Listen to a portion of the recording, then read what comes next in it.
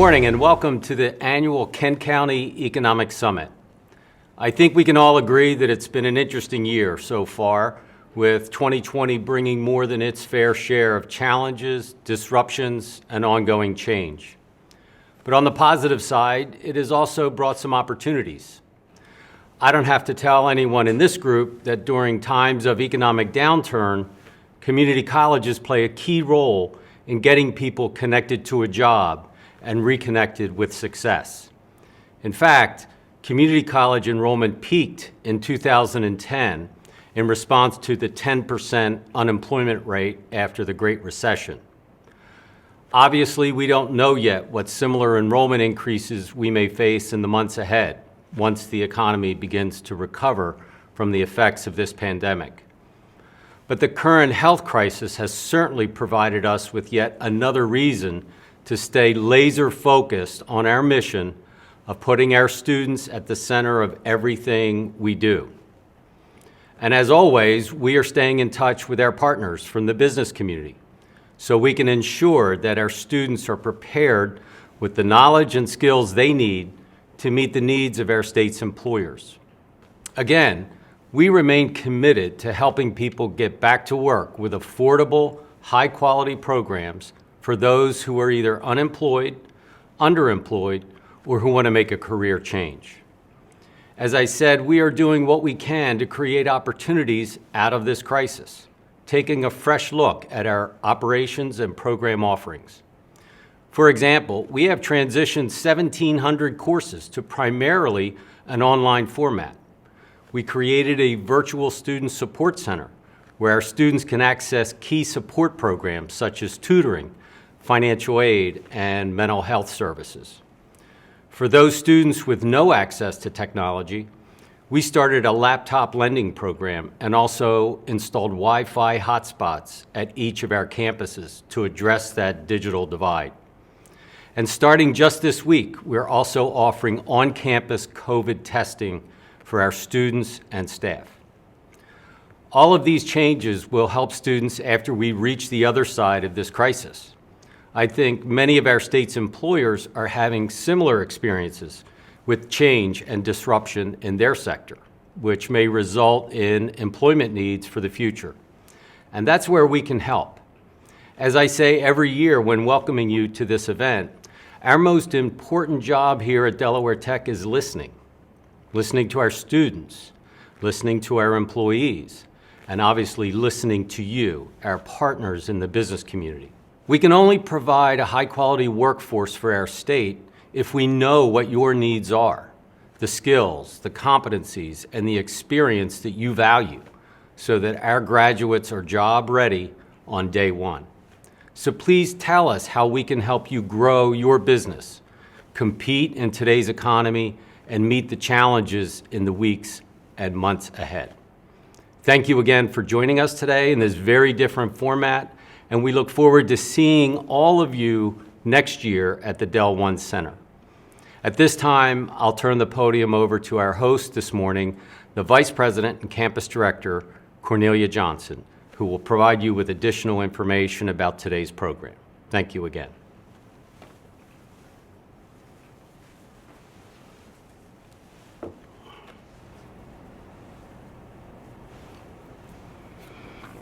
Thank you, Dr. Brainard. Good morning, everyone. Thank you all for joining us for the 12th Annual Kent County Economic Summit. My name is Cornelia Johnson. I'm the Vice President and Campus Director at Delaware Tech's Dover campus. I'm looking forward to today as local businesses, city, county, and state government officials, community members, and students come together virtually to hear our panelists discuss challenges faced during the COVID-19 pandemic over the past few months. These panelists, who are from Delaware agencies and local businesses, will also share key strategies and steps that they've put in place to chart the course for economic recovery, stability, and growth. In addition, the keynote address by Steven Pedigo, an expert in economic and urban development and professor at the University of Texas, Austin, will share his experiences during the pandemic and provide a playbook for a more resilient Delaware. We also will have the opportunity to hear from our governor, John Carney about Delaware's vision for economic recovery and development across the first state. As you know, the impact of the coronavirus is being felt by businesses, nonprofit organizations, and government agencies around the world. Leaders are navigating a broad range of interrelated issues that span from keeping their employees and customers safe, to pivoting operations to meet consumer demand, and navigating complicated government support programs. We know that businesses that act and plan now minimize economic damage, and recovery from COVID-19 will require resilience as organizations advance, retreat, adapt, and repeat as necessary. Your employees will need to be retrained to meet the new workforce demands due to the shift into the new normal, as many are calling it. Here at Delaware Tech, we have great examples of how the college is leading this charge of workforce training by offering a wide variety of high-demand programs and certifications that take place online and in state-of-the-art learning labs. We work to connect students with employers through comprehensive work-based learning experiences that are integrated into every area of study, including healthcare, engineering, advanced manufacturing, education, and business, just to name a few. We have much to offer at Delaware Tech, so I invite you to learn more about the Terry campus and our great institution. Good morning and welcome everyone to the 12th Annual Kent County Economic Summit. My name is Richard Rexroad and I am the Instructional Director and Business Department Chair right here at the Delaware Tech Terry campus. I'm happy to be serving as today's moderator and we are thrilled that you're joining us here this morning. Most of us have truly experienced a time that is unprecedented over the last few months and have had to adjust and adapt to keep moving forward. While the unknown has been worrisome at times, we have great leaders that have helped us manage our way through, and a few of them are joining us here this morning.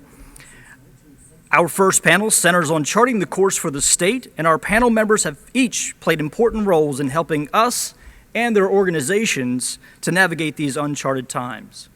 Joining us this morning from the Delaware Department of Labor is Thomas Dougherty, Administrator of Labor Market Information.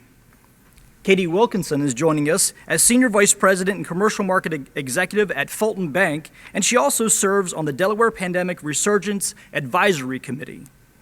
And Dr. Gary Siegelman is joining us as the Senior Vice President and Chief Medical Officer at Bay Health. Welcome, panelists, and thank you for joining us here this morning. We spoke last week about the importance of understanding our current climate, so I thought we'd start a panel discussion off with a little bit of background of your organizations and really start to get into how we were able to pivot during this time. So let's start with you, Mr. Dougherty, if you don't mind. Tell us a little bit about your organization and what you do at the Department of Labor, and then talk about some of the unexpected challenges that you had during the last few months, and then how did you pivot from a broad perspective to overcome those challenges? Okay, I'm the Chief of the Office of Occupational Labor Market Information at the Delaware Department of Labor. What we do is our office works in cooperation with the federal government to produce Delaware economic statistics. So we produce occupational wage and employment statistics. We produce the unemployment rate for the state. We produce jobs data for Delaware, and we publish that information. On our website, we have various publications. We have a career compass that goes out to high schools. We were kind of lucky because a lot of our fed-state cooperative programs that we do and that we produce economic data, we have a lot of web-based applications. Okay. So one thing that was happening at the Delaware Department of Labor is that when this first started, it was basically we wanted to send people home, and if we were able to do that, we would. And our office was lucky that we were able to do that. A lot of people were able, and some people were not. But at our office, we have a lot of web-based applications. We're able to work from home.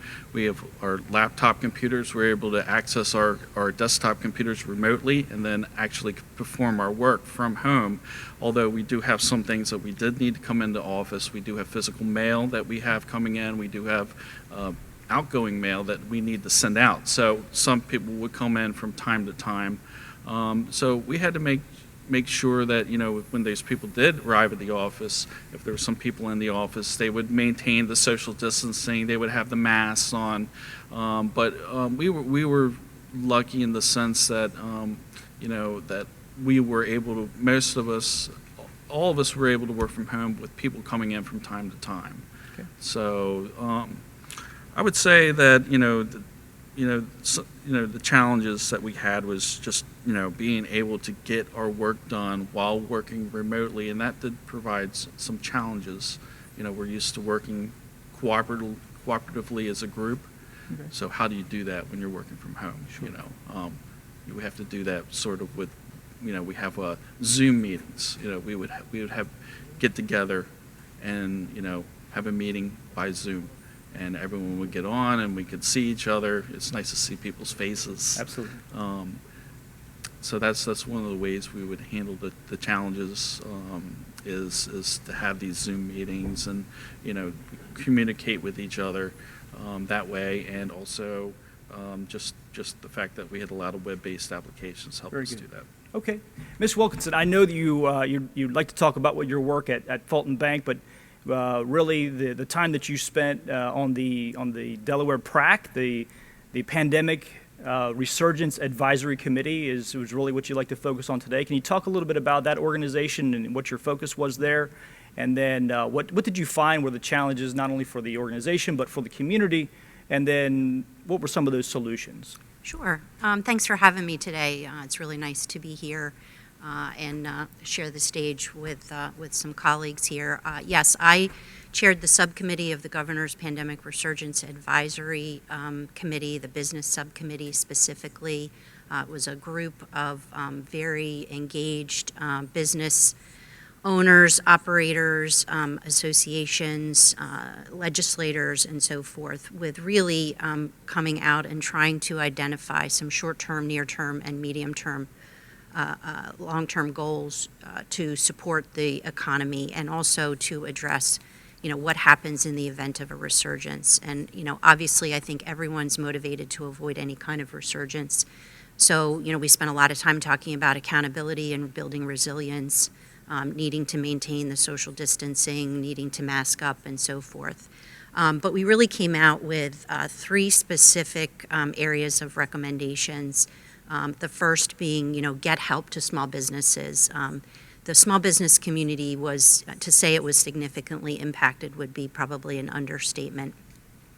With the closures, the hit to the retail industry, the restaurant industry, the personal care industry, we knew that it was very, very important to put programs in place that was going to get help to them quickly.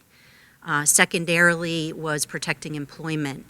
Certainly we saw a lot of people out on unemployment.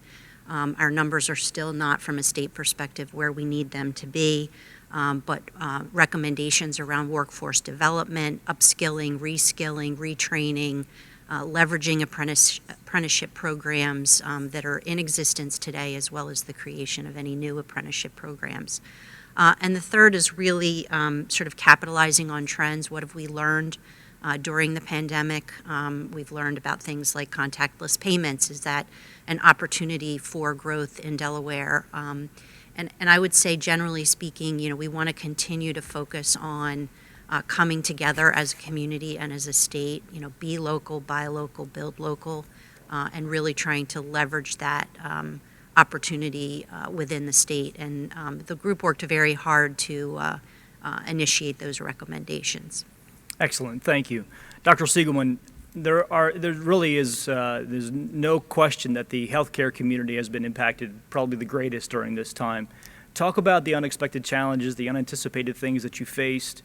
Talk about how Bay Health had to pivot during that time, and really try to give us some insight into the healthcare community over the last few months. Sure, great. Thank you, Richard. Thanks. I'm happy to be here as well.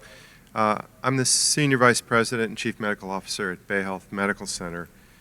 As many of you know, we are a health system comprised of 2 campuses, the Bay Health Kent and Sussex campuses. We have numerous outpatient facilities, and we have over 3,700 employees, 450 physician plus medical staff. We're a technologically advanced healthcare system. We do have formal affiliations with UPenn Medical Center, and we have a rapidly building GME program, set of programs which are residencies, with the goal of those being to increase our research and learning culture and environment, and to bring more physicians to the community and to the state. We encountered really several challenges, as some that were talked about here, but one of the most unexpected and perhaps the most daunting was the sheer number of patients that we expected we would see coming in. There are models nationally that were predicting how many patients would be in the hospital. The one that was most common was from University of Pennsylvania, and it had numbers that were averaging around 800 inpatients at a time, of whom 400 would be in the ICU at peak. And given that our capacity of inpatient beds is about 380 and our ICU capacity is normally 80 to 90, that was a pretty daunting task. It did not seem to be out of the question to see these numbers. The doubling time in Delaware in late March and early April was very significant. And so with exponential growth, it seemed that this was possible. So one of the things that we did in terms of pivoting was we created a structure. First of all, we had an incident command structure. We really changed the way we ran things. That incident command met at least twice a day for a period of months. And we created separate teams. And those teams were really given a lot of independence. They were given problems to solve, and they were told to go out and solve them. And that was a very key point to try to get things done and to come up with the needed steps in different areas. So they included supplies, they included logistics, they included communication, they included inpatient care, outpatient care, so a variety of different areas that we were working on. One of them, I'll just give you an example, was a group of inpatient physicians. These were leaders of the ICUs, the emergency department, anesthesia, and the inpatient units. And we gave them some very specific things we wanted them to accomplish. Those included how to keep the patients safe, what materials they needed, what kind of staffing they needed, who was going to run each unit. We asked them to come up with standardized protocols for treating patients in the ICU setting and the step-down setting, so that it was done consistently across the whole organization. And we asked them to do that in the period of a few days. And it was a pretty remarkable work. And we also, I should mention, given the models, we said what we're going to target is we're going to anticipate a peak of 600 patients with ICU patients of 250 to 300. So that was one of the basic targets we put out there. And we said, you tell us what you need to get there. So those teams did that. They came up with some remarkable ideas. They pulled together the nurses, the physicians, and all the other staff. So that was one example. And there were numerous other teams that, again, in supply chain, occupational health and infection prevention, who had to track any person that had an exposure and who they had been in contact with, drive-through testing, a variety of other areas. So those were all areas that independently came up with solutions to help move us forward. Excellent. It sounds like you had to work very quickly in a very short time period to pivot during that time. And so, working more towards now, I'm sure you found some key solutions to challenges that you had. What do you find is the most valuable, or what's the one key thing that you are working on or are implementing right at this moment that you think is most effective within your organization? Sure. So from a methods perspective and an approach, I think that the fact that we entrusted a number of independent teams with a specific set of challenges and told them we would help them get resources and asked them to figure out the problems and come up with solutions was really what helped us move forward as rapidly as we did. We gave them timelines as well, and they delivered in virtually every single case. Some of the things that have changed and that were, if you will, the silver lining of what's been going on over the last 7 months, we rapidly went from kind of a sluggish virtual health environment to one which very quickly ramped up, where every single provider, just about every single provider, was involved in virtual health. And with patients that felt comfortable with that worked very well by video. We had a call center which is transforming into to serve other chronic care functions now, which by phone dealt with over 20,000 phone calls in the first few months, and a lot of those were patients that were worried. We tried to help them not come in if they didn't need to. So those are functions that are going to continue, and again, the approach of entrusting our leaders to do what they need to do was also very helpful. Great. Ms. Wilkinson, the same question for you, only from the perspective of the advisory committee that you served on. What do you think is the most valuable lesson that we learned and that you're using right now, and what's the most important implementation that you see going forward? Yeah, so I think certainly the need to assist small businesses to mitigate closures and so forth was probably the most important thing coming out of our subcommittee recommendations. But it's all important because it all involves the economy and health of the state. From a recommendations and implementation standpoint, it's been really rewarding to see, even though the final report is not out until the end of September, to see some of our recommendations already in implementation. Some examples that I'll give you are the governor allocated $100 million of our CARES Act money for the Delaware relief grants. This is for small businesses, particularly those that are disproportionately impacted by this. That's being administered by the Office of Small Business. 3 rounds of funding. The first round is over, but there'll be more funding in October and November, and I think that will be critical.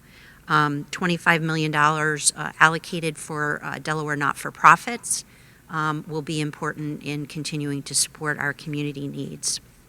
And broadband. Broadband is certainly not a new topic. Broadband infrastructure in the state needs improvement and needs expansion, particularly given organizationally that we are moving towards more remote work, more remote school, and the importance of having broadband access is there. $20 million of CARES Act money has been allocated for that. And then lastly, but not least, is $10 million towards workforce development. I believe that Del Tech is very involved in that initiative as well, but that will be involved with internships and upskilling and retraining those that are currently unemployed. So certainly speed to action has probably been the most critical piece coming out of our committee's recommendations.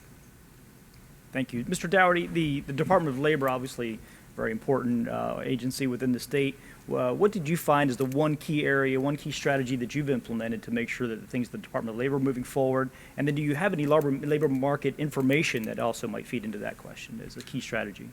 Well, you know, the one thing that we didn't really realize at the time, but we discovered, was how important technology was to getting our work done. We had great help from our information technology division. They got us all set up with laptops to work remotely. You know, we have to make data collection, and we have to, you know, call employers, and one of the issues was, you know, how do you do that if you're not in the office? And we have technology that would enable us to use the phones at work and to link them to people's cell phones, and it would, you know, we could just basically use our cell phone to access our work phone and then make a phone call that way. So technology was really important in getting this done. You know, we've been, you know, collecting the data. We've been seeing, you know, what the impact is, how the, you know, we've been producing the unemployment numbers and the employment data, and we see where you know, leisure and hospitality, you know, they were really hit hard by this.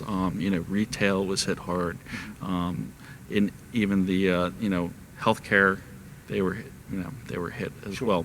There's a lot of places that were hit by the you know, the pandemic, and you know, we've been just you know, our job has been, you know, to collect the data and then publish the data so the information that we have can inform the public as to what's going on, inform policymakers as to, you know, areas are being hit hardest, so they can see, maybe we need to focus our resources in a certain direction.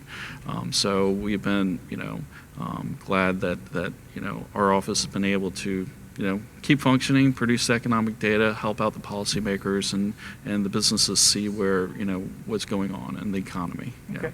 So just to stay with you in that thought, so we've kind of come from where we were a few months ago, finding our challenges, pivoting on those, finding the key strategies that made us most successful. Now talk about moving forward. How do we move forward in a positive way? What did we learn from this? And really, what does the future look like? Do we see this as being more of the same, ongoing? Talk about 6 months from now, a year from now. What do you see as the strategies moving forward from there? Well, as far as the economy goes, it looks like slowly improving.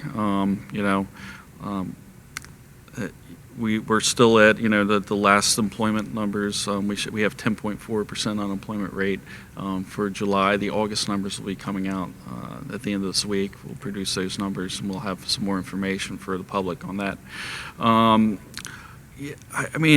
think people are learning about what can be done as far as, not every employer can have their employees work from home, but, this is an option that maybe employers are finding out that can be done.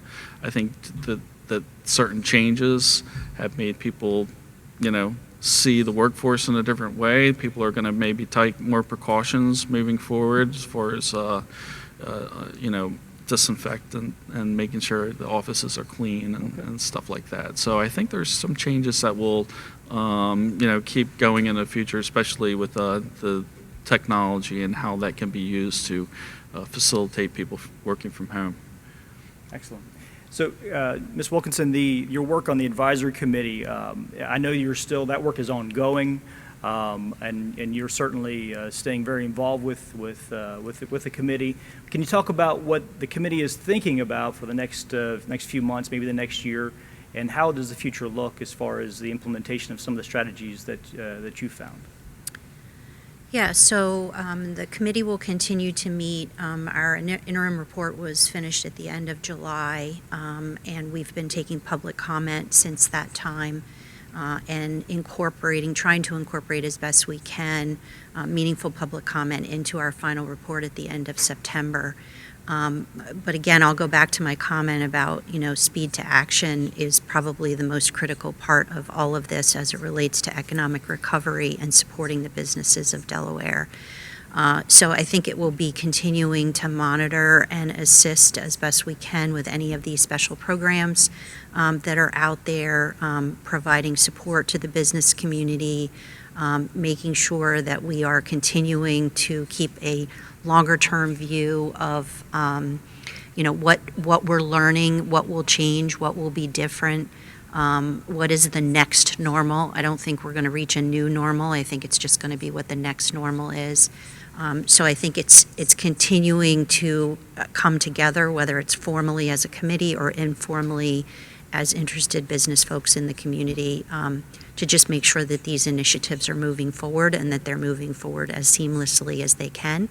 And frankly, as we all learn to pivot, making sure that if we find that there are challenges with recommendations and implementation, that we gather quickly to make the modifications we need to have meaningful impact. Thank you.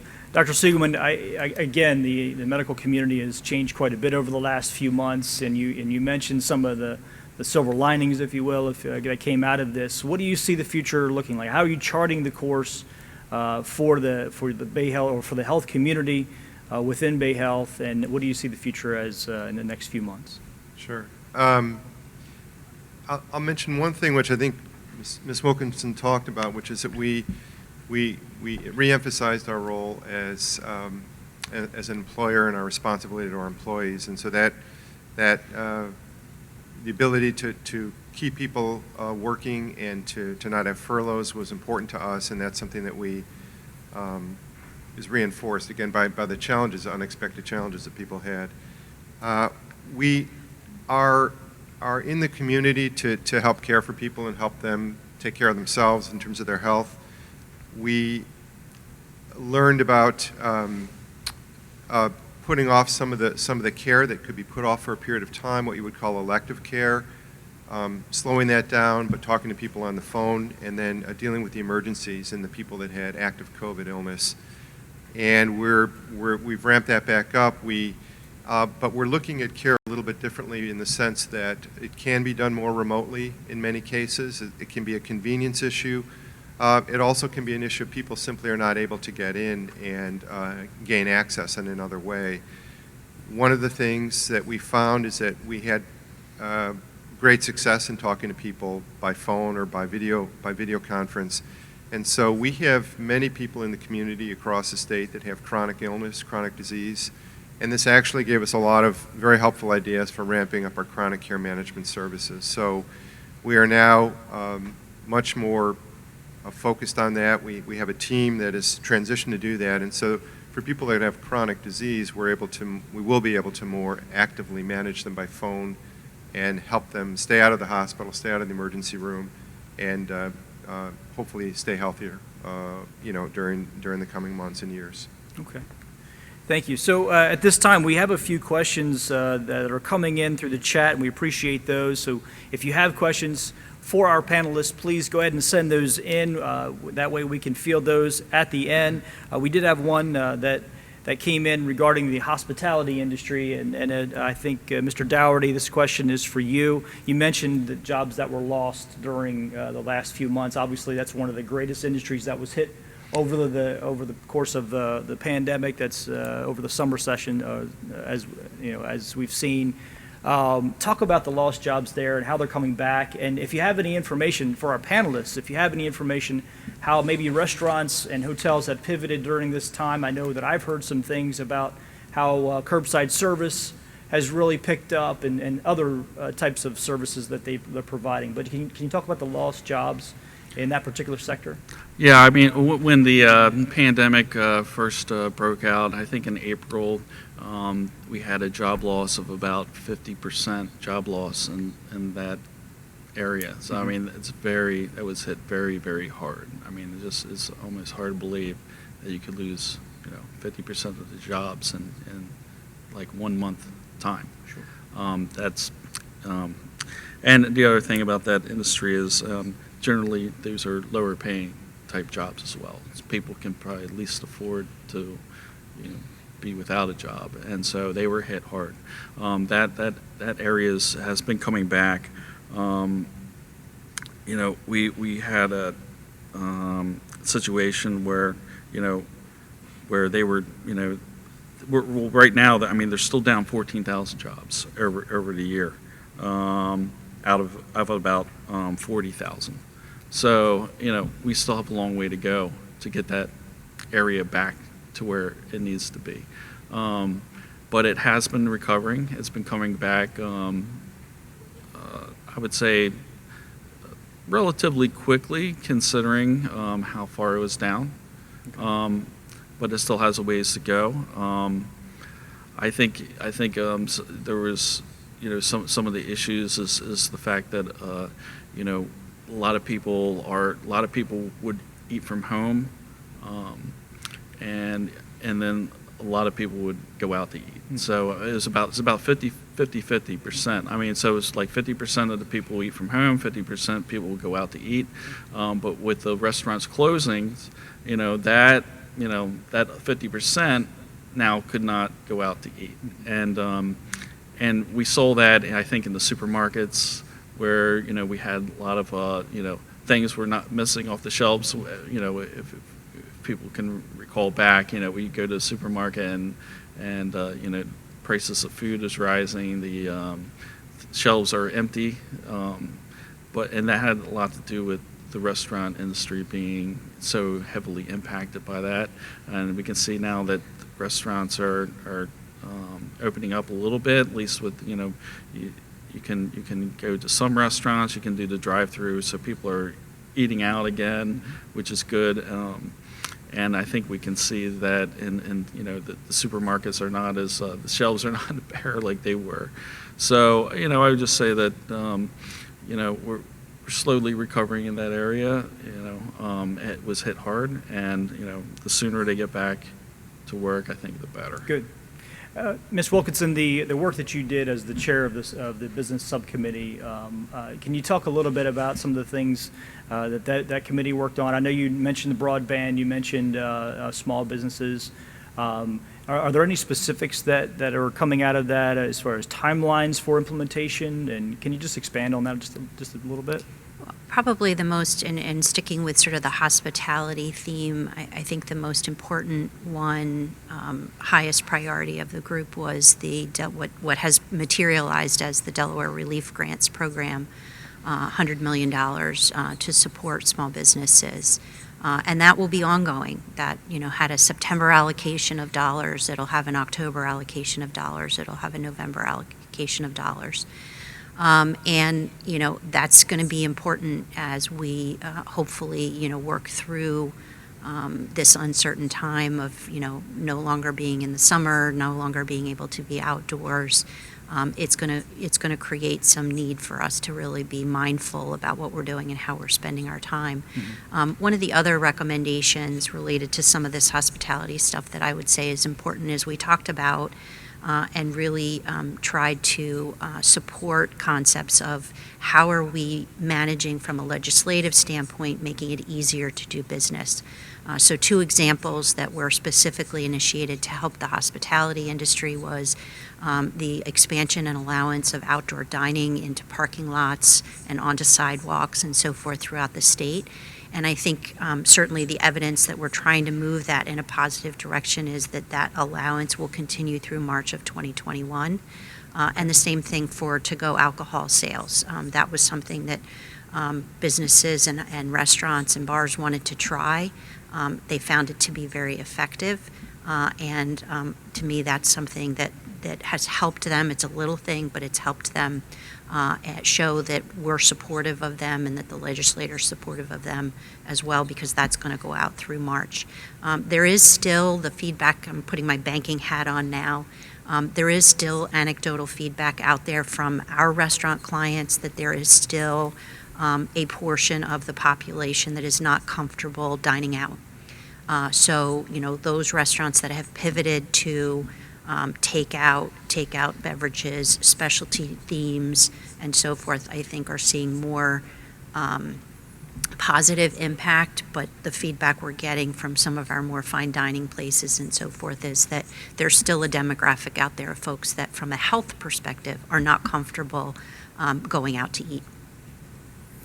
Thank you. Dr. Spiegelman, there's a question here that came in regarding the workforce changes in the medical community. Can you talk about some of the training that's going to be there? What are the opportunities in that particular field? Do you see many shifts in the workforce in the medical community? Much, again, as I mentioned before, much of our healthcare structure has been site-based. It's been based on coming to the hospital, coming to a physician's office, and having a face-to-face interaction in the same space. Really, what I think one of the changes we see in terms of the workforce and the types of jobs would be people that are connecting with patients more remotely, as I mentioned. And again, that can be for acute types of visits. It can be for consultations. It can also be for chronic care for people that have illnesses that need more connection between the occasional times that they come in to see a physician or a nurse practitioner. So that is one skill set. We are hiring more people that are doing this sort of, some of it's telephonic, some of it's by video conferencing, and it is a way to, again, it's a convenience issue, but it also helps people manage things who don't have transportation or physically it's difficult for them to get to the hospital. So that's a change, and I think it will be permanent in the sense it's not going to go away in the next 6 months. It'll be there forever. Thank you. Ms. Wilkinson, one last question. So I know that we really only have about 1 minute left here in our session. So speed round. Where can someone get more information about your work and what you've done? And do you have, I hate to put you on the spot on that one, so is there a website? I have it right there. Okay, Yep. Very good. If you want to just share that with our audience. So yes, if you go to de.gov/PRAC, PRAC for Pandemic Resurgence Advisory Committee. You'll see our interim report and all the information about our recommendations, both from our subcommittee on the business side, but also from the health subcommittee and the equity subcommittee that made up the bigger group. Excellent. Okay. Well, thank you, panelists. I really appreciate you joining us here this morning, and thank you to each of our audience members for your questions and participating in this morning's first panel. It is my pleasure to introduce our keynote speaker for today's event. Steven Pedigo joins us from the LBJ School of Public Affairs at the University of Texas. Steven is an expert in economic and urban development, city strategy and management, and placemaking. With more than 15 years of experience, Steven has advised and collaborated with 15-plus cities, universities, developers, nonprofits, and Fortune 500 companies across the globe to build more creative, innovative, and inclusive communities. Please welcome Steven Pedigo. Good morning, everyone. Welcome. It's great to be with you all from Austin, Texas. I wish I was with you all today in person, as I think a lot of us do. Wish that we were doing more in-person events and maybe less virtual events, but it's good to be able to join you and share with you a little bit about sort of my thinking about how we maybe build back our communities better. And so for the next sort of 25 to 35 minutes, I've outlined a little bit of a presentation to give you a sense of maybe how we think about the impact of the pandemic and other crises that we're facing and what that maybe means for Delaware communities going forward. And as was mentioned in the introduction, I'd love to have your comments and questions at the end. So please feel free to chat over comments and questions, and we'll try to do our best to make sure that we have time to answer all of them, as many of them as possible at the end of the presentation. So really, my thought on today's presentation is really centered around sort of addressing several sort of key questions. First is understanding sort of, as we look to the past, what are lessons learned that can be learned from the pandemic and other pandemics that we maybe have looked through and other economic crises. What are the factors that leave some of our cities more vulnerable than others? And there's lots of research that has looked at, the question of what are those community traits that maybe have made some communities more challenged by the economic crisis and the public health crisis that we're facing than others. I'd love to talk a little bit about how, my thoughts on how maybe the pandemic will reshape some of our communities, and then offer some suggestions on maybe how we think about greater resiliency going forward in the future. So that's really kind of the agenda for today as we sort of walk through today's presentation. So, I think the first thing to really keep in mind is, and this is something that I was actually teaching with my students last night in our economic development course here at UT Austin. And one of the things that I think is really important to understand is that as we think about the crises by which we're sort of faced now, it's really important to understand that this is not just the ramifications of a pandemic, but essentially many of our communities are facing sort of multi-challenges, right? So the challenges that the pandemic has sort of presented to us, both from a public health standpoint, but also from an economic standpoint, is just one crisis. We have the economic and fiscal fallout that we're starting to see across many cities, as many cities are starting to look to perhaps the federal government to offer some funding opportunities to sort of stopgap some of our budget shortfalls. Many of our communities are going to have to make questions about some of budget priorities and what that looks like from an economic and fiscal perspective, and how we address the right types of policies to do that. And then finally, looking at the impact of the call for racial and economic justice this summer. And so really, it's an interesting time to be studying and thinking about cities, as this is really an opportunity for us to address some longstanding challenges of our communities of all sizes, as really an opportunity to sort of pause and reflect on how do we build back better communities and better places for us to live, work, and maybe even play. So, I think one of the things to keep in mind is as we walk through this process and as we sort of think about how to react to the economic crisis and the challenges that were spoke to before, it's really important to understand that we have to somewhat, as city builders, as economic development professionals, as business leaders in our communities, sort of sort through, what I call the dystopian and utopian takes. And that is, from a utopian standpoint, that cities are going to come back better than they've ever been. I'm a hopeful urbanist, but I understand that there is obviously some challenges that we face to make our cities more equitable, and we have to address those, as well as understanding sort of the dystopian sort of takes, and that is that cities are that are doomed, and the reality is that that this is really actually in the middle, right? I mean, when we look at previous pandemics, we look at how cities have overcome previous economic development challenges like this scale. What we know is that actually cities and economic development clustering and urbanization is actually much stronger than this. But it is important for us as sort of city builders to really sort of think about this as an opportunity to address and set the stage to build much more resilient communities, to think about this question of intentionality. So as we look to the future, being very, very forward-thinking, thinking about how we build in layers of equity and layers of resiliency, not just about economic growth, but how do we grow from the bottom up becomes really important as we think about how to build back stronger communities.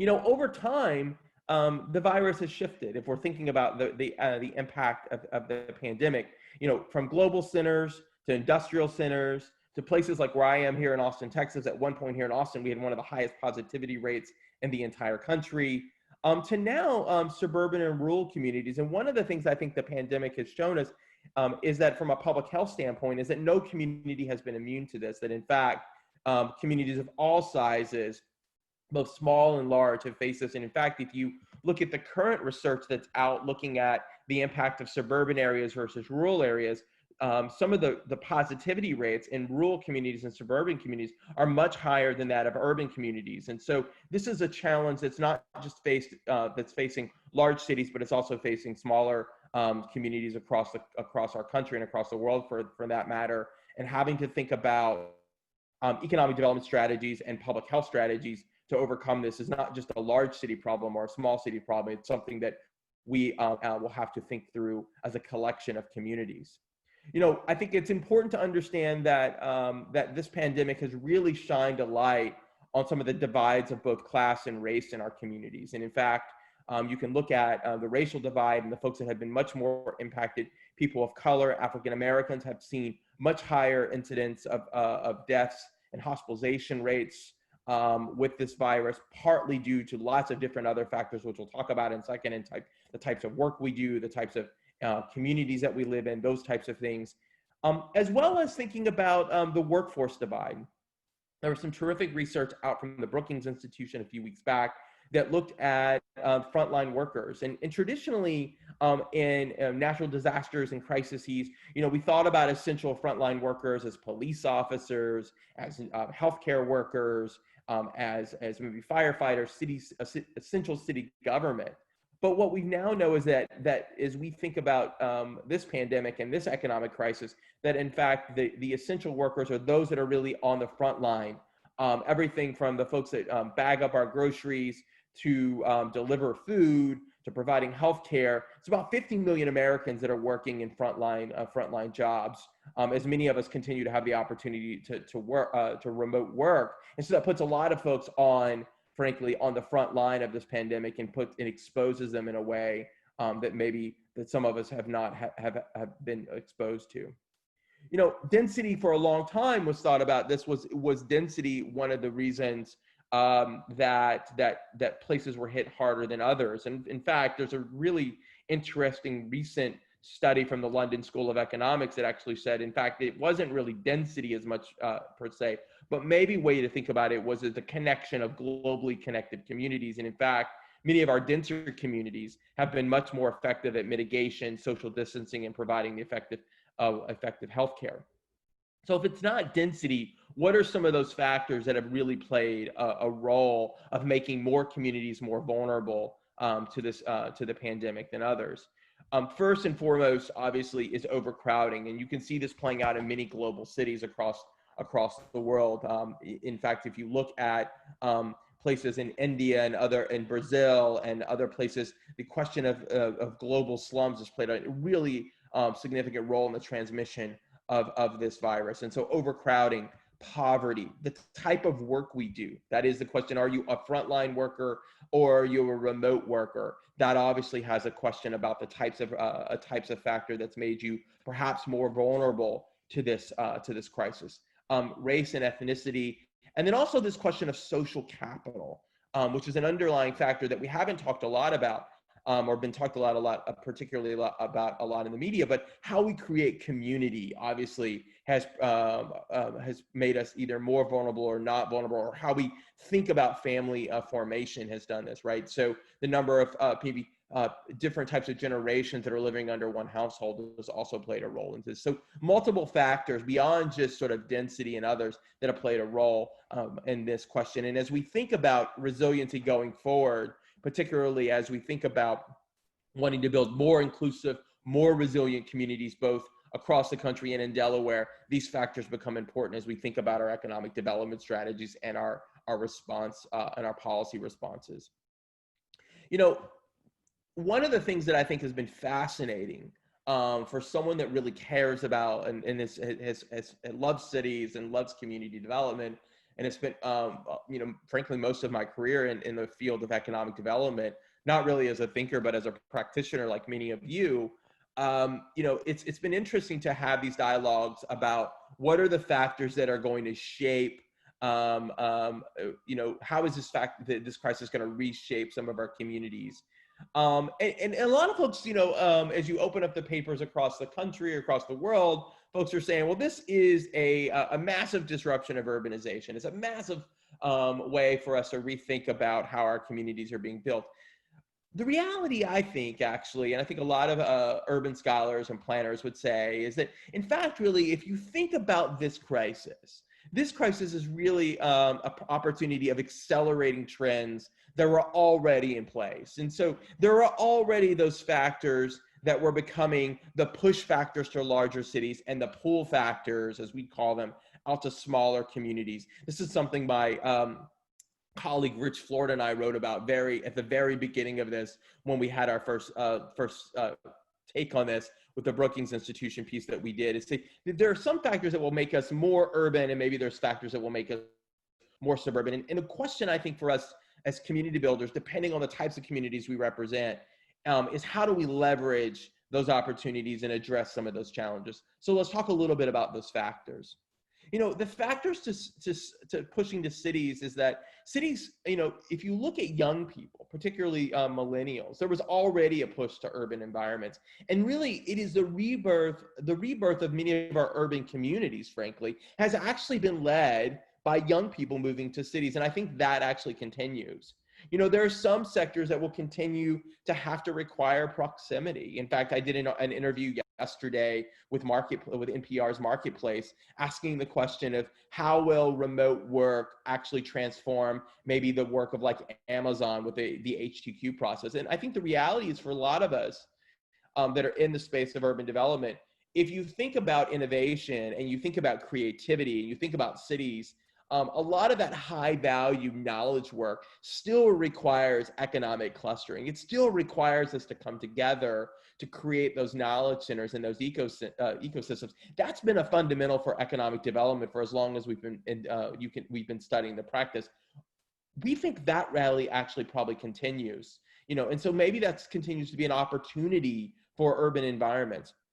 You know, do we see the urban environment a walkable, more close-in leading sectors? In fact, there was if many of you that are New York Times readers, there was a great one Sunday that looked at many people that were moving out to the suburbs to make real estate decisions. And I know this because I lived in South Orange, New Jersey, which was one of the communities that was featured in that for a long time before moving to Austin, Texas.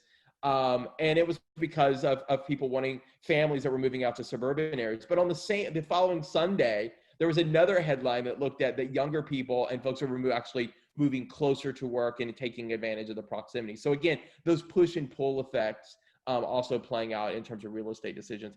The one thing that I think is exciting about this potential challenge is this question of affordability.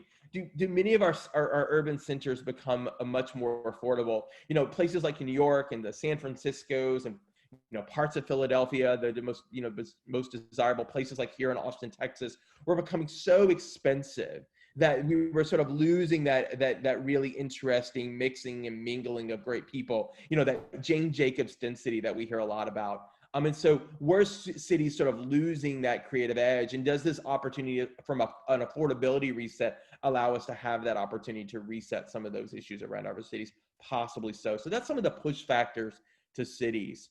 If we think about some of the pull factors, you've got this question that families were already moving to cities. In fact, if you go back and look at and trace the moving to suburbs, if you look at the demographics of the family formation and looking at the impact of how families were moving in and outside within metropolitan areas, this was already happening. Again, maybe does this accelerate?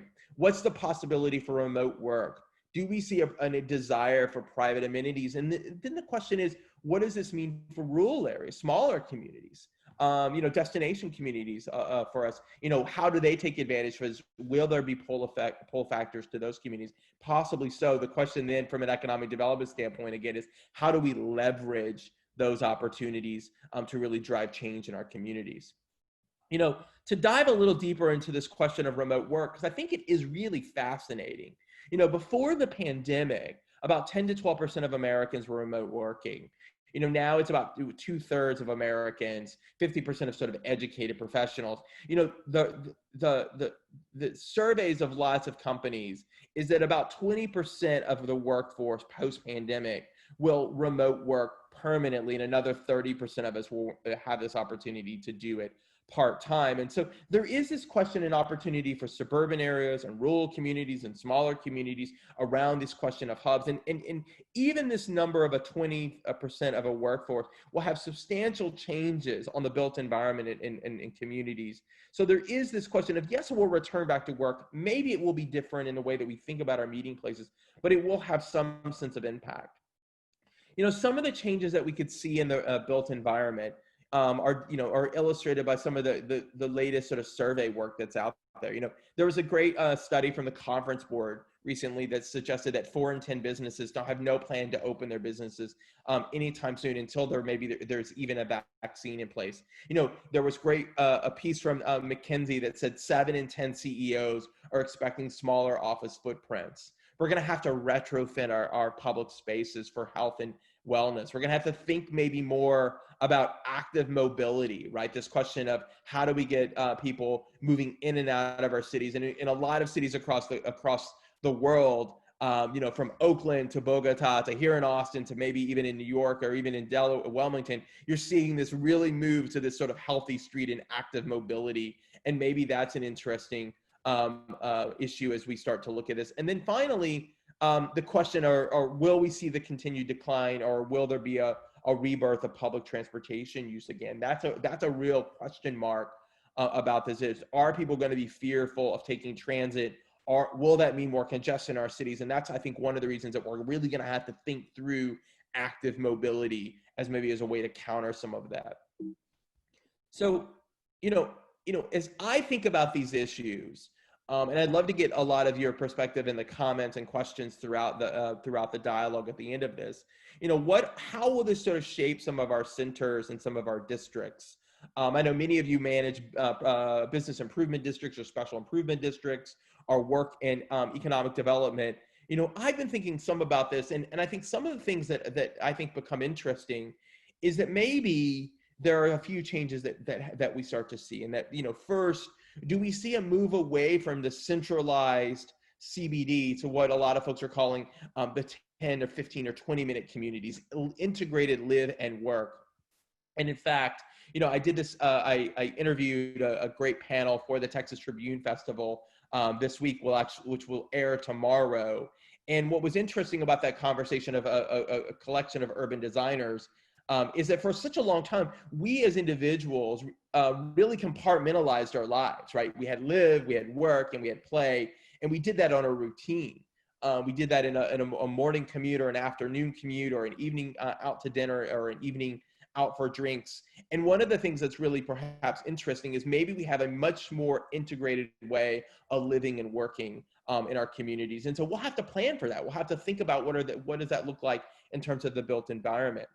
Commercial districts moving toward more what we call activity districts, right? Not just serving a 9 to 5, but having what my former colleague at NYU referred to as 18-hour cities or 24-hour districts, right? A live, work, play, routine environment where districts have to have more functionality to them. And then finally, one of the things that I think becomes other interesting is entertainment districts are not immune to this as well. And in fact, one of the most sort of well-known entertainment district is here in Austin, and that is our sort of 6th Street area. There's already conversations now here in Austin with the Downtown Austin Alliance, which is very similar to many of your special improvement districts, asking the question about how do we reimagine sort of downtown 6th Street and the warehouse district there into much more of a catalyst for innovation, for really going back to what Austin's roots was, which was tied to technology, innovation, and sort of that live music piece of this. And so thinking through this, what are some things that become needed? Maybe it's a revisit of Jane Jacobs density. Maybe it's multi-purpose and multi-use. I think a lot of communities are going to have to really reimagine how we think about land use, particularly the connection of how we think about the separation of commercial space, residential space, or even industrial type space. Do we start to see the rise of technology that maybe plays a role for there? Designing for public wellness, and then obviously making, again, more of that investment in terms of what we call that active mobility. And so, I don't think about this as an opportunity to be of despair. And yes, our cities are facing real challenges, but also from a maybe an exciting perspective, and not overly utopian, but an exciting perspective is maybe we have an opportunity to think about how we live, work, and play in our communities in a way that we haven't done in the past.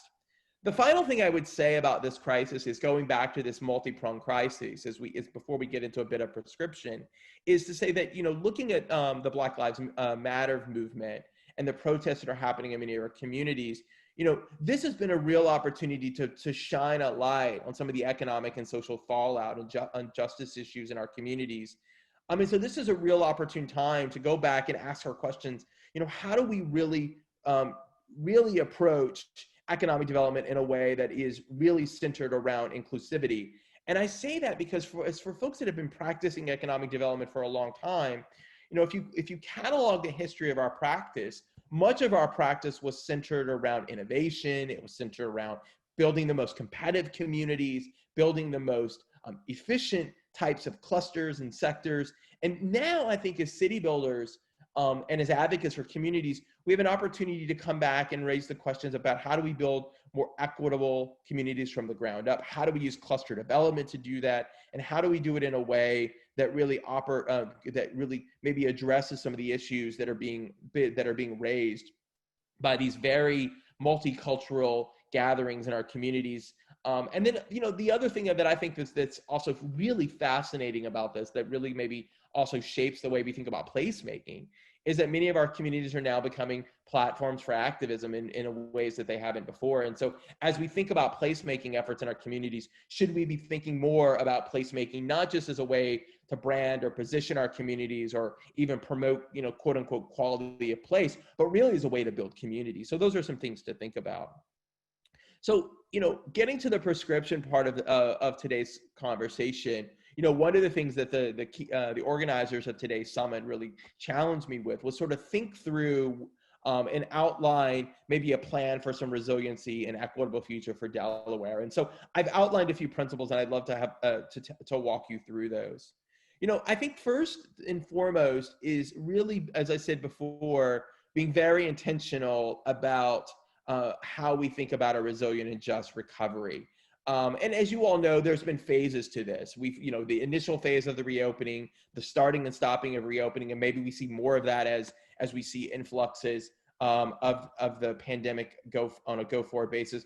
But the piece that I'm really centered on for this presentation, in our discussion, is helping us start to think about what that recovery looks like. This will require resiliency on a mass scale like never before. And it's going to require collaboration amongst different types of partners and different types of organizations and different types of, frankly, community sizes than ever before. So collaboration will be really, really important to this. As I think about resiliency, I think about what are some of those fundamental factors that we have to address to ensure that we're building high resiliency, because high resiliency obviously leads to a shorter recovery and a much stronger economy going forward. So, diversity of sectors, thinking about how we build out, on-ramp programs for skill innovation. Your technical college of Delaware Technical College becomes really important to this. Thinking about how we, again, multi-purpose around innovation. How do we address some of the chronic stresses in our communities, home ownership, affordability issues? Those all play into this plan as we think about resiliency going forward as well. So, what are some things for us to think about briefly in terms of maybe a blueprint for Delaware? And I have outlined really 9 principles. One is sort of thinking about collaboration. 2, thinking about a rethink of our commercial districts, diversification of our sectors, investing in Delawareans, thinking about equity as a way to address some of the social and equity inequalities in our communities, really, really using public health as a way to forge a path forward in economic development. And clearly Delaware has done much of that around life sciences, not forgetting our small town communities, engaging our anchor institutions, and investing in placemaking. And what I'd like to do is just walk through each of those in a little bit more of a detailed sense for you, and then again, get to a Q&A. So the first thing I think we have to do is think about partnerships, and really think about how we work together as communities. As you look and think about and follow the debate about cities and suburbs and communities and in the media, perhaps, maybe you sort of see this being positioned about cities versus suburban. But the thing that I think becomes really important is thinking about how we build stronger collaborations between cities and suburban areas and rural communities. Maybe thinking about new models of governance, thinking about how we can create this connection between remote hubs and satellites, and then also really, really pushing ourselves to engage the private sector. And in fact, one of the things that my students and I were chatting about yesterday in our economic development course was that the role of the private sector in this recovery may be more important than ever before. We were already seeing the private sector play a significant role in city building, and that may be on a go-forward basis, a greater opportunity to engage our private sector leaders around this question of economic development, which is one of the things that's exciting about this conference, because we have all kinds of leaders around the table joining us for the conversation. The second thing I think we have to do, and for those of us that are placemakers and lead special improvement districts and think about how we're planning communities, we have to reimagine our commercial districts. They have to be multi-purpose. We have to think about how we not only take the diversification of our economic clusters, but apply that into our physical development. Rethinking about how we use space. Maybe it requires us to push the envelope on zoning. Maybe it requires us to think about the use of technology to think about how we can push different uses in our cities together. This is as important as not only diversifying our economy going forward. Diversification is so essential to resiliency. And in fact, one of the reasons that this crisis has been so acute for so many communities is because many of our communities have been so highly reliant on what we'd all classify as local clusters or local businesses. So thinking through about diversification, and yes, we want to support small business, but also we want to think about how do we really center our efforts around export businesses. How do we expand? How do we retain? How do we help our Delaware based business expand and grow? That becomes really important. And from an equity standpoint, giving a real significant time and effort around serving underserved Delaware businesses. This, I think, is really important. How do we ensure that those businesses are connected to contractor procurement opportunities? How do we ensure they get the technical services that are needed? All of these issues become really important in terms of thinking about diversification going forward. How do we invest in Delaware residents? Aligning our workforce and economic development priorities. This becomes even more acutely important than ever before. A lot of us that work in the economic development or workforce development space, a lot of times have saw both economic development almost treated as, and workforce development almost treated as like church and state. And the question at this point is, how can we build better alignment? I think that technology will play an important role here. It is the way that we maybe deliver workforce development on a massive scale, ensuring that we're able to think about how we scale this. How do we get this technology into underserved residents who don't have this necessary? And then finally, the thing that I think is so important to understanding how we make skill development go forward in a way that becomes really important is ensuring that the wraparound services that are there, the coaching, the mentoring, some of the things that we do here in Texas, and again, Texas tends not to be a very progressive place for economic development or even workforce development. But the thing that I think is really interesting here is that we here in our state invest a lot around childcare services for folks that are engaging in workforce development programs. Is that an opportunity for other states to think about that as well? Those wraparound services become a really critical piece of this as well. Equity, ensuring that we're dealing with essential safety nets for essential workers to deal with equity issues. Understanding, I think one of the things that this pandemic has really uncovered for lots of communities, from Delaware to Texas to New York to California, is how we're going to have to reevaluate childcare, and understanding that childcare becomes an essential element for economic development. Zenop Tom at MIT has suggested that as we think about equity issues and thinking about how we upgrade work, looking to our employers to pursue an idea of what we call a good job strategy, which is about making those jobs better, higher value, where we can pay and provide the wages and support for workers that are working in those issues. Again, remembering that 50 million Americans are working in essential service jobs. And if you look at just service-based workers, it's about 60 million Americans that are in traditional service-based work. So we have a significant number of Americans who are working in service-based work. And not to get into the election issue, but if you watch, for me, one of the questions that I have as we think about the reimagining of how we recover from a public policy standpoint, is that we all hear a lot about manufacturing and we'll hear a lot about knowledge-based work, but what are those public policy questions that are really going to help us reimagine how we rethink about service-based work in this country is really, really essential on a go-forward basis. Investing in public health, thinking about healthcare as a way to drive economic development, essentially important. Delaware has always had a strong history in the life sciences place and have done this.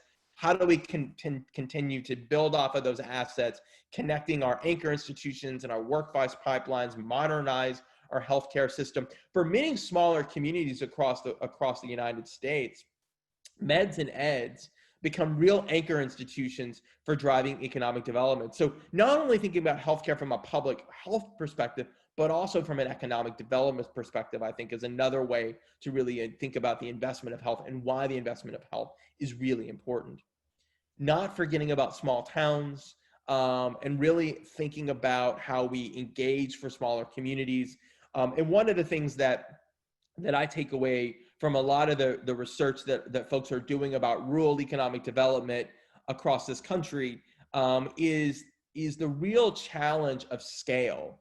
And one of the things I think that if we want to move the envelope, move the needle in terms of rural economic development, just as we've encouraged and incentivized our metros and our suburban, our small and our urban communities to work together, we're going to really have to do that on a rural for rural communities as well. Really encouraging that cooperation among smaller communities. Moving beyond just the tourism effect. Tourism and hospitality have been lifelines for many smaller communities. But thinking about what are those real economic development clusters that can be driven to help small cities drive their economic development portfolios forward.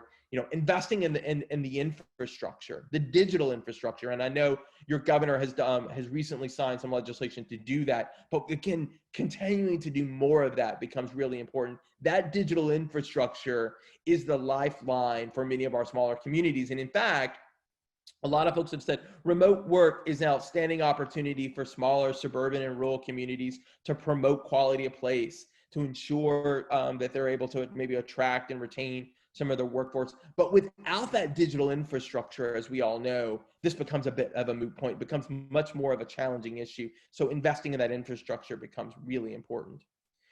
engaging our anchor institutions. If the private sector is going to play an important role, so are our community anchors, our universities, our healthcare institution, engaging Delaware's community colleges, universities as community hubs, thinking about how they tackle public policy questions, thinking about how we can use the scale of our local institutions to drive local purchasing and or even employment, and using that as an opportunity to maybe connect underserved firms to other to opportunities to drive change in local communities. Pushing the envelope to really reimagine what continuing education looks like just beyond that sort of traditional education perspective. And then finally, the last point is that we have to think about equitable placemaking. Placemaking that's considered on well-being. Obviously, really investing in the public health that's going to allow, and the technology that will allow us to come together in public spaces. I believe that if we're going to really make efforts around placemaking, thinking about how we use those to spur community conversation, not divide communities, becomes really important. That bridging of differences becomes really, really critical. And there's lots of really great examples all over the country of this happening, continuing to use those as best practices in our community, reimagining and being bold about how we think about some of our space, pushing for healthy streets, and then really challenging ourselves to ensure that affordability is at the forefront of all of our development going forward. That great Jane Jacobs quote is that when, cities are created by everybody, they have a capacity to provide something for everyone. And from my perspective, I think that's the opportunity that we're at right now as we think about a more resilient and equitable growth going forward and a recovery going forward. It's about engaging everyone to help us think about how we can build more prosperous, inclusive communities going forward. That's my hope in this crisis, and I hope that's what excites you about the work that you're doing, which is critically important to getting our communities back up and open, working and operating again. So with that, I'll stop. I thank you for the time, and thank you for having me as today's speaker. Thank you again, Steven, for joining us. Earlier, we heard from decision makers that are helping chart the course for the state. We now invite some of our smaller businesses in the area to add some insight to offer a slightly different perspective on the challenges that they faced over the last few months. Once again, we invite you to ask any of the questions that you might have for our panelists in the chat so we can get to those as we wrap up our discussion this morning.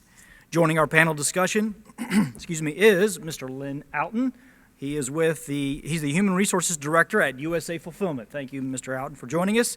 Kim Adams joins us as the owner of Mountain Consultants. Thank you, Ms. Adams. And Mike Fenimore joins us as owner-operator of Pfeiffer Orchards. Thank you to each of you for taking time out this morning to join us for our summit. Some of our questions are very similar to the first panel that we had this morning, so and you've all had a chance to review those. Your approach is going to be somewhat different. As a small business working through this pandemic, your focus and your perspective is going to be a little bit different than what we saw from the bird's eye view of the state or larger organizations. So I want to get the conversation started. Tell us a little bit about your organizations, and then talk about the challenges that you saw from really the broad perspective, and talk about how your organization was able to pivot to overcome some of those challenges. Mr. Oughton, would you mind getting us started with the conversation this morning? Thank you, Richard, and for inviting me this morning. USA Fulfillment is a full-service fulfillment company that's been on the eastern shore of Maryland and Delaware for a long time, and we are a distribution center and call center for our clients who work in e-commerce. So we felt the impact as an e-commerce company almost immediately. We may have had the opposite problem of some companies, I'm not quite sure, but our order volume doubled almost immediately. So the challenges we faced right away were staffing issues. Could we meet the requirements for our distribution center and for our call center? We almost had to step into holiday shopping mode immediately. So thankfully, lessons learned from our peak times of the year were well utilized. Within 1 week, we had transformed the scheduling, the number of personnel, and cleaning. I could go on and on of all the things we had to do, but we felt the impact as stores closed. We almost doubled in our requirements. Wow. Outstanding. Yeah. So slightly different experience than some other businesses that are out there. Ms. Adams, you have a service base as an engineering consultant company. Can you talk about some of the challenges that you saw over the last few months, and then how did your organization pivot to overcome some of those? Yes, thanks for allowing me to be here. Sure. With our company, the main thing was we didn't see the impact as fast because we still had projects that we were working on. But as time went on and we didn't see the new projects coming in or contracting, because we do a lot of federal contracts, and at the time we were consulting with the agencies and installations, and we were told that projects were coming, and we were holding on and trying to hold out, but it didn't come to fruition. So being that we had other projects going, we were able to continue with our resources and switch really fast to the remote working from home, because we had already established that infrastructure early on, because we have projects outside of the state. You know, many times we've been as far as Boston and West Virginia. So that switching to remote was pretty smooth for us, but still, even though we were working remote, we didn't have the projects to work on. So for us, it took us 4 rounds of layoffs, but now things are starting to come back. The pivot that I think that everyone has to do is to have something else that you can lean on in your business, which means diversity, which we learned early on in being a small business, which was necessary for us to stay in business. So right now we're still kind of pivoting and looking at the different avenues of work that we can get. Again, leaning on the community for being a resource to find solutions for ourselves and for others. Excellent, thank you. And Mr. Fenimore, you obviously, I love the dynamics of this panel. We have a very wide variety of topics to talk about and different sectors to really feed from. And yours is even more unique in that it's food-based, obviously, with Pfeiffer's Orchards, but you also have a number of other activities that you engage in throughout, especially this time of year, right? So can you talk about some of the challenges that you faced, and then and how you were able to pivot to overcome some of those? Sure. I think for us, first, we're a seasonal business, right? So we're not open 12 months of the year. Our crops are basically harvested from April until Christmas time. So we were actually just starting to think about opening early April, when kind of the worst of things were happening. We were just coming out of the stay-at-home orders and trying to figure out, hey, what's best for our staff, what's best for our business, what's best for our customers, and looking at it from a bigger picture at that point in time. So we were deemed an essential business, obviously, growing produce, selling food, but we did not feel comfortable at that time opening our doors to the public, and we actually decided to go 100% online at that point and basically reinvent our business. And so at that time, what we did is we took a software system that we were actually using to sell direct to restaurants and tried to morph that into a retail-facing platform. And I think in the end, it worked for us. It wasn't the perfect system, but I think it was a lot of problem solving, a lot of ingenuity from our entire team. That they every day were trying to perfect a new system.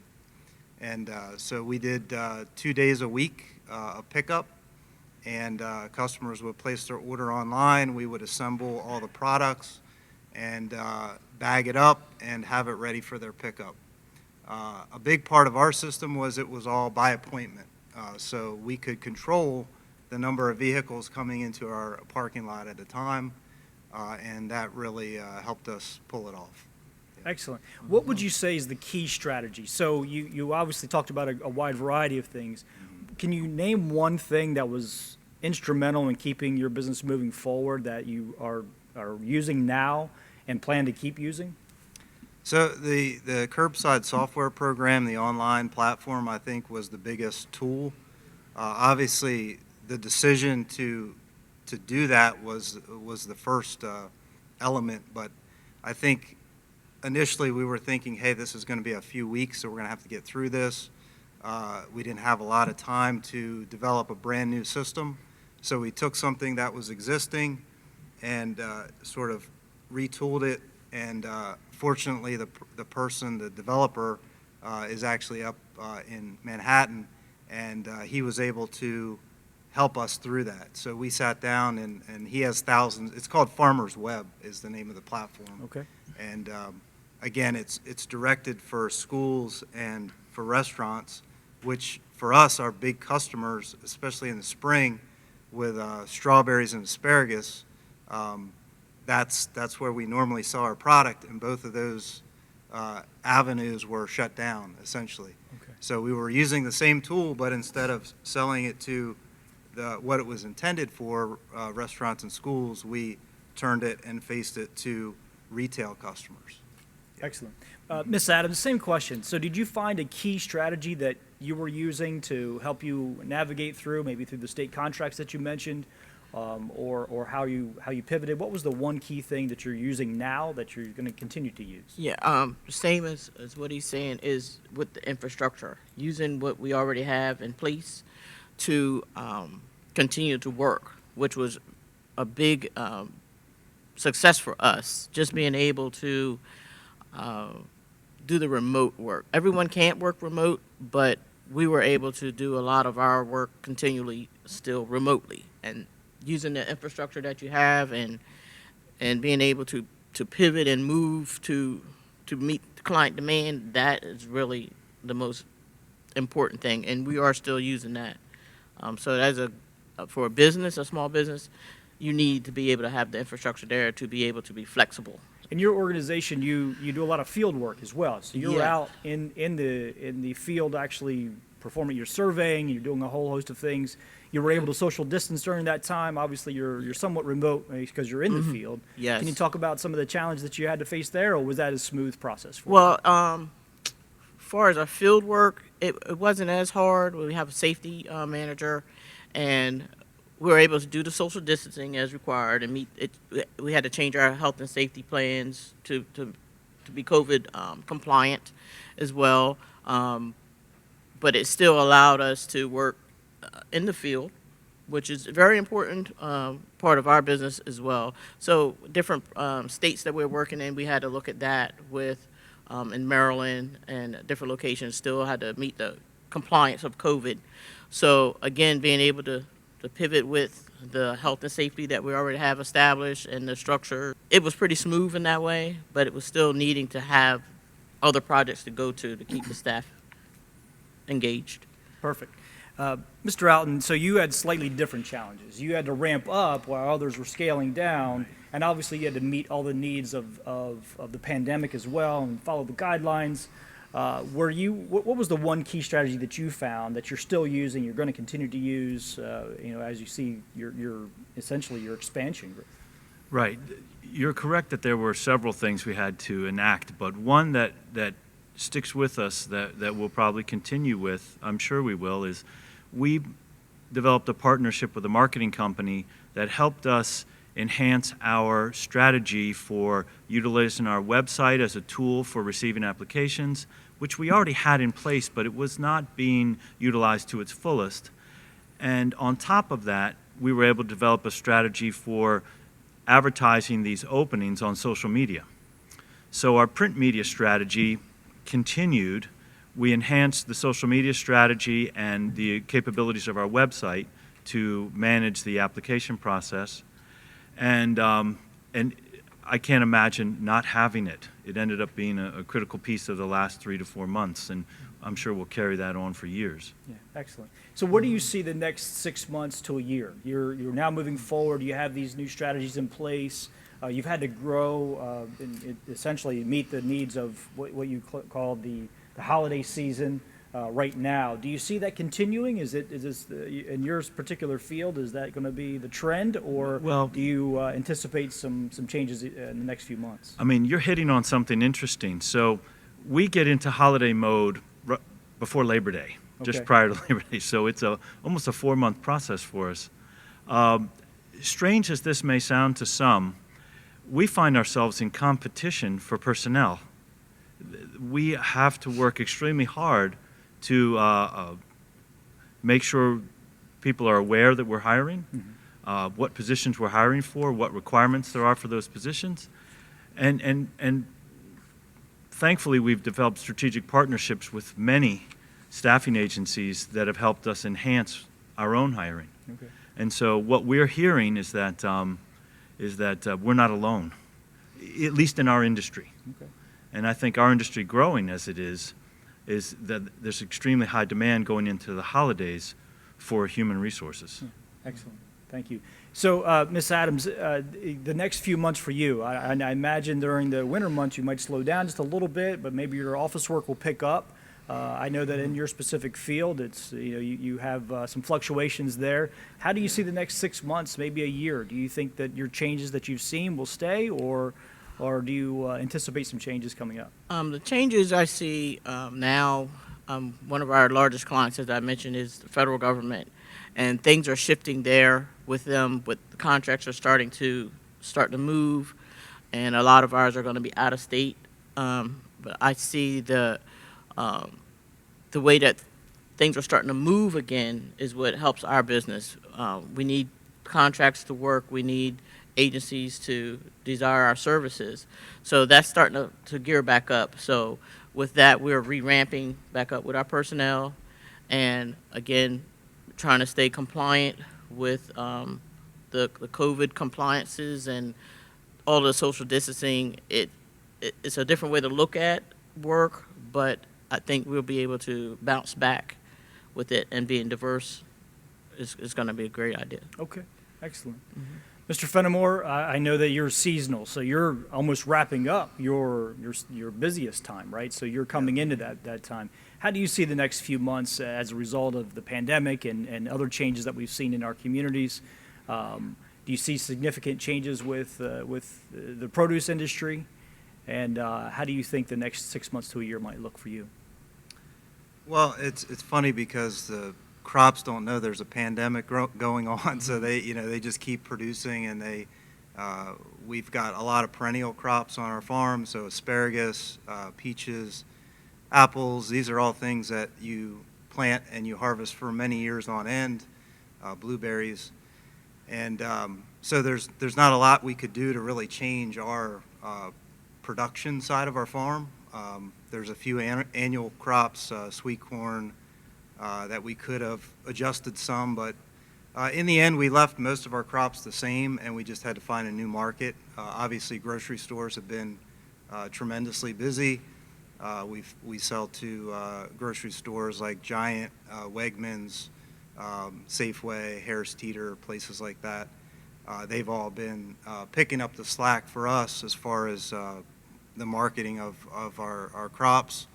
From a retail side, obviously it's been a big change to our operation because of our events and festivals that we do on site, and we decided again to not risk having larger gatherings, and we canceled all of our not our fall activities, but our festival. Okay. And instead we focused more on pick your own, where folks can go out in the orchard and socially distance and pick their own fruit. We started with blueberries. Actually, prior to that, in May, we normally have a strawberry festival, and instead we did a drive-through strawberry festival. And the concept was that the customers would take a hayride in their car. And so we put up fun fact signs about strawberries along the route. When they got to the end, they could purchase a flat of strawberries, and then we gave them recipes and interactive activity they could take home, make their own whipped cream, make their own strawberry shortcake, freeze some strawberries for smoothies. And so a lot of creativity we had to do at that point in time. Again, going into blueberry season, we decided to allow folks in the field to pick. That went very well. I think our community has been outstanding as far as coming out, doing the things that are required, sanitizing their hands, wearing face coverings, staying distant from others not in their group. And so we really appreciate everything that the community's done just to help us help them and get them fresh foods through this pandemic. And hopefully also a little bit of sense of normalcy, to get outside and, we had sunflower picking as well that went well. Folks could get, photos for weddings and school graduation photos. And then our store reopened in June to customers to come in and purchase, things that we grow and other local foods from around the community. And then, of course, now we're moving into fall. We're still going to have apple picking going on the weekends, pumpkin picking. Our corn maze will be open. It's 6 acres to spread out and partake in that. And again, hopefully families can still have an activity even though we don't have all of the the slides and the zip swings and that sort of thing. Sure. So you mentioned earlier that you've had some of your relationships, your local relationships, that had changed a little bit, maybe with some school districts and what have you. Have you found any new relationships that have come out of this as a result of COVID? And what do you think going forward? Do you think those relationships will last? Sure, good question. I think there's a lot of relationships that have been strengthened through the process, even folks that we haven't been able to necessarily do direct business with. There's still opportunities there that we found, folks discovering new products that they didn't know that we carried. I've noticed that a lot with our retail customers where they, generally just thought about us for apple cider donuts, fruit and vegetables, a pie, an ice cream cone. With the online store, they were forced to look at 350 different items, apple butter, local honey, apple salsa, peach salsa, things that they didn't know that we even carried, and have found new favorites through that process. So I think that's been a benefit. We definitely have spread out our grocery store business and finding new chains. With the USDA programs, a lot of our customers are repackers, so they take product and then assemble it for the USDA boxes. Those relationships have been strengthened. So, yeah, there's a lot of different avenues that have been opened. Some have been shut, but now they're starting to reopen. Okay. Obviously, with even some of the schools are not in session, but the cafeterias are taking produce out to the communities. Sure. So during these times, when businesses are strained, we are forced to rethink how we do business, right? So as entrepreneurs, we're going to continue to rethink, and sometimes there's some benefits as we've developed new relationships. I know in the engineering field and in the consultant field that you're in, have you and you talked about your government relationships that you have. Have you formed new relationships with maybe some private sectors? Yes, this has allowed us to become a resource for the local community. We've been around now for 17 years, and it seems that our hard work that we've done with the community, now our phone rings, even if we're not the one to accomplish the goal for the client. We've learned through the years how to connect them. So that has become very profitable for us with helping clients and just building more local relationships with other vendors and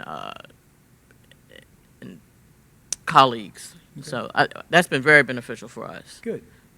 So, Mr. Alton, the question for you specifically, how have sales affected your transportation needs, and how have you addressed those?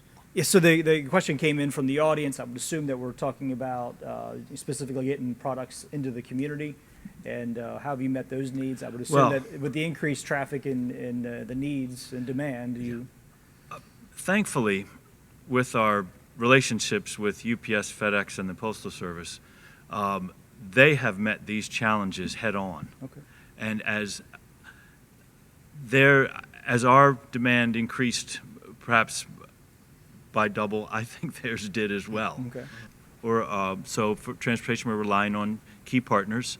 But they have been fantastic in meeting the needs of distribution companies like ours. They're fulfillment companies sprinkled all over the country.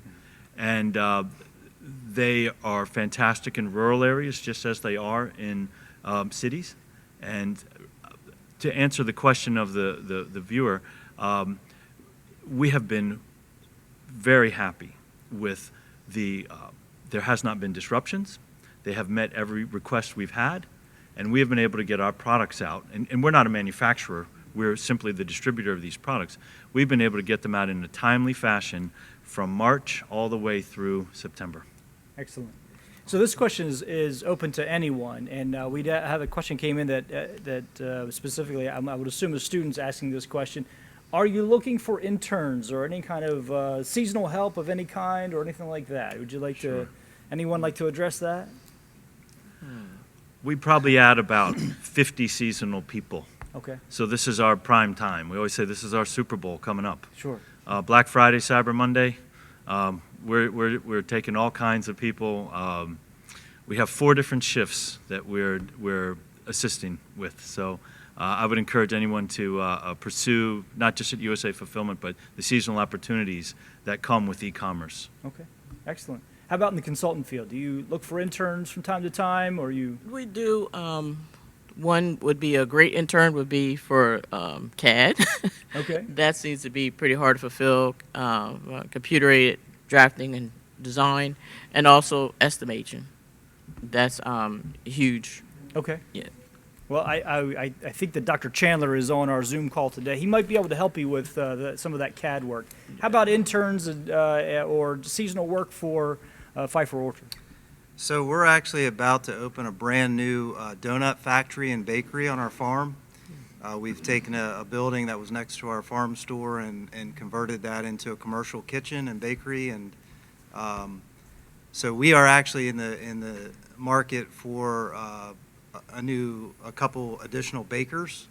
And I know Delaware Tech has one of the best culinary arts programs that there is. And so if there's any students out there that might have interest, they can go to our website, fill out the employment form. We'd be glad to talk to them about some baking. Yes. Excellent. And we thank you for that plug also for our culinary arts department. So last question, just to kind of wrap things up. Did you have anything you want to promote? Maybe you want to promote your website, anything along those lines to talk about your services, or is there something specific you'd like to talk about? Well, I would like to offer some encouragement to those that are seeking jobs. Mm-hmm. It's been a strange 6 months, but from our observation, it's very uneven. There are areas downsizing. At the same time, there are some areas increasing. So researching who is growing while others are retracting is a key observation. And I would encourage those looking for work that there are areas growing, and that it's not out of the question to find employment at this time. And I know we've seen some improvements, thankfully, in recent months, but we have been amazed at the wide spectrum there has been in this job market. Okay. Between closure to we can't find enough people. You know, it's clearly unexpected, unplanned for, mm-hmm. and we're all, as you said, pivoting earlier. Yep, unusual times for sure. Mm-hmm. Ms. Adams? Yeah, I just want to thank for being here and thank our community that's been rallying behind local small businesses, and it's just been overwhelmed sometimes, but it's been a good experience to understand downfalls and coming up, and a lot of times it's the community that helps our small businesses to continue to stay alive and help everyone. And if you want more information about Mountain Consulting, you could just visit our website, mountainconsultinginc.net. Okay, thank you. Mr. Fenimore, so Mr. Fenimore brought in some goodies for us to try out today, so we'll be sure to enjoy those a little bit later on, but did you want to talk about anything you're promoting right now? I would just kind of echo that, what Kim just said, as far as the community has just been tremendous in the support, I think, of local businesses, but also in just their general kindness to each other while they shop in our store, while they come to our farm. I think a big part of, why people come out to the country to shop at our farm store is the peace that they get when they're there, the outdoors, the fresh air, a step back in time a little bit, a slower pace. I think we've all been sort of forced into a slower pace in many regards, but I think that coming to the farm and, meeting as a community together over food, I think is a big part of, why we do what we do. And so I just want to thank, everyone here, but also the community for being a part of that. As far as the fall season goes, we still have a lot going on. October typically is our busiest month on the farm, and you can always learn more at our website at pfeifferorchards.com. Thank you. Excellent. Thank you, panelists. And as you can see from our panel discussions today and our keynote speaker, this has been an unusual time for us all, but there are silver linings and there are things to look forward to as we grow past this time in the pandemic. I want to thank the panelists for being here now. I thank our panelists earlier from talking about charting the course for the state, and I certainly want to thank Steven Pedigo for joining us and giving us his remarks from the university down in Austin. So thank you all. At this time, it is my pleasure to welcome Dr. Brainard back to the summit as he introduces the governor for his remarks. Hello again. At this time, I have the honor of introducing our governor, John Carney. As our former lieutenant governor and Delaware's lone congressman, John knew that this job would not be easy. But I don't think even he anticipated what the year 2020 would bring. Not a stranger to managing adverse times, this governor came into office in January 2017 and walked into a $400 million deficit. He faced that challenge head on, focusing on restructuring economic development in our state and working aggressively to put our state back on solid financial footing. Needless to say, this year has been like no other. But as a Delawarean, I can tell you that I'm very proud and grateful that we have Governor Carney in that chair. While some governors tried to buy time and push off tough decisions, Governor Carney aggressively acted and used fact-based, science-driven decisions to lead our state through this difficult summer. He's been forced to make some incredibly difficult decisions over the past 6 months to protect the health and safety of all Delawareans. And with the benefit of hindsight, we can appreciate the fact that because he made the tough calls early, we are now better positioned to navigate the fall season and the challenges it may bring. A tireless advocate for Delaware Tech, this governor has recognized the significant role we play in educating our state's workforce. And he hasn't just talked about it, he has invested in the college and provided us the resources we need to support our students.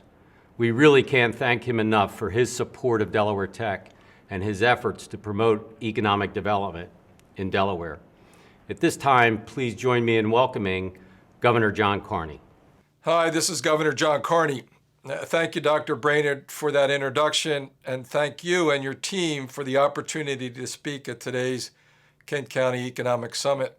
I am disappointed that we're not able to come together in person this year, but I'm glad that we could gather virtually, and I hope that each of you have found this event to be meaningful.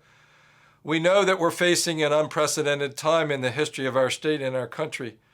Over the last 6 months, our focus has been on protecting lives, protecting the livelihoods of Delaware families, and confronting the spread of the COVID-19 virus. Businesses and nonprofit agencies have made significant sacrifices during this time to help protect the health of their family members, friends, and neighbors. And as governor, I'm always looking to find ways to support our businesses during this difficult time. Last month, we created a $100 million relief grant program to assist the small businesses most hurt by COVID-19. And this week, we announced a $25 million fund to support nonprofit agencies, organizations that have provided really critical services to Delaware families during this pandemic. We appreciate all the businesses who have transformed their operations, incorporated teleworking where possible, and who are following the public health guidelines. Delaware businesses and organizations have stepped up over the past several months to help combat COVID-19. And to quote Albert Einstein, "In adversity lies opportunity." And so whether it's strengthening our supply chain through research and new technologies, or developing a vaccine and treatments for COVID-19, your efforts are really making a difference. As I've said over the course of this pandemic, you can't have a healthy economy without a healthy community. And Delaware businesses are helping us achieve both objectives. Together, the efforts of Delawareans across the state to flatten the curve by wearing masks and social distancing have been successful. And I'd like to thank everyone for their individual efforts. But our fight isn't over. We have to take the necessary precautions to protect ourselves, our employees, our families, and our neighbors. Staying vigilant will help us keep the progress we have already made and help us rebuild our economy. We will get through this by working together and doing our part to keep others safe. And I want to thank you for everything that you do. Thank you, Governor John Carney, for your leadership and support during these uncertain and challenging times. I'd also like to thank our keynote speaker, Professor Steven Pedigo from the University of Texas, Austin. Our panelists, Thomas Doherty from the Department of Labor, Dr. Gary Seelman from Bay Health, Catherine Wilkinson from Fulton Bank, Kim Adams from Mountain Consultants, Lynn Outen from USA Fulfillment, and Mike Fenimore from Pfeiffer Farms.